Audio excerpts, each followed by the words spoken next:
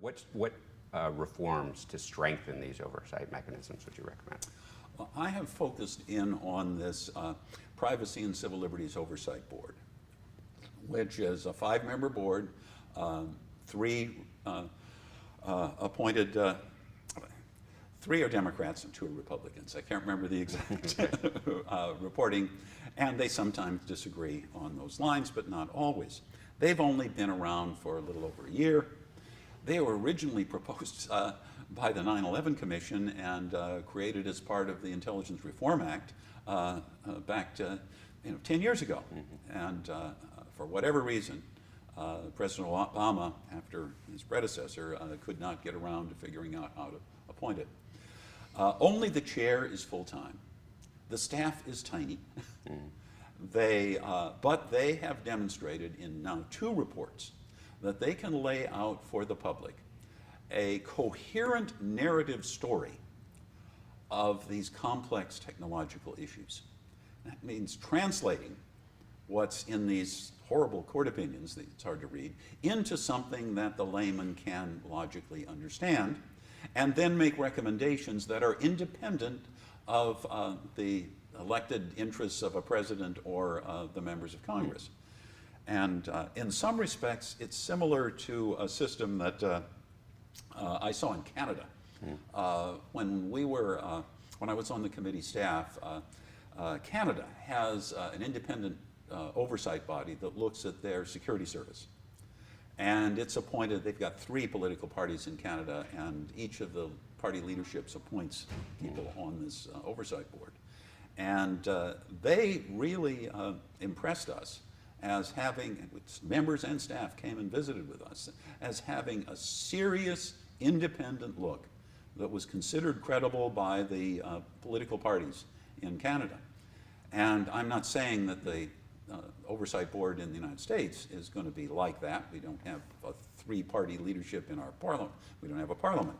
But the ability to have an independent look that is not bound by judges to the judicial role or twisting the judicial role out of shape to turn judges into policy advisors, which is what they've done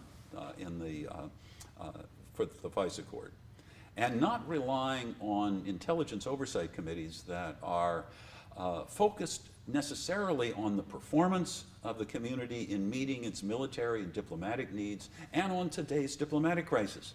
So whether it's Iraq or Syria or Ukraine, intelligence committees are going to be preoccupied by that.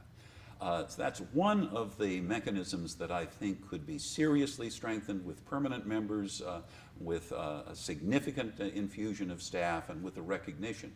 Now, not everybody agreed with its second report on NSA's collection of international communications, but I'd have to say that it has not exposed the recent story over the weekend in the Washington Post, which disclosed raw email communications among foreigners. This is going to have a tremendous impact overseas. But within the United States, it's not as clear because there weren't examples of emails that were clearly by Americans, particularly by dissenting Americans, that got caught up in this massive collection. So that's an example of why a mechanism like this, I think, would have public support when it is not trying to deal with the whole question of intelligence oversight.